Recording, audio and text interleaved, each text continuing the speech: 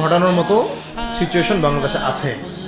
অন্তত পক্ষে আমাদের ভাইদের মধ্যে আমরা দেখেছি, ছাত্র ভাইদের মধ্যে সাহস তো মাশাআল্লাহ অবশ্যই আছে, ডেডিকেশন আছে, জীবন দেওয়ার মানসিকতা আছে।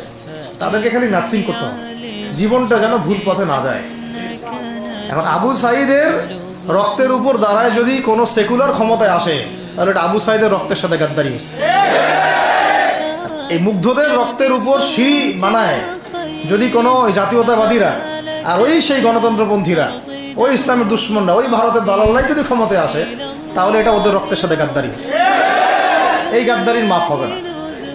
এইটা পলাশির যুদ্ধের চেয়ে বড় মির্জাফরি হয়েছে, এটা ৭১-এর চেয়ে বড় রাজাকারী হয়েছে।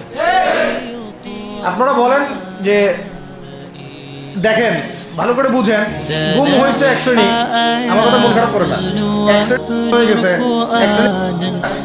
এক শ্রেণীর সামনে চত্বরে রক্ত দিছে।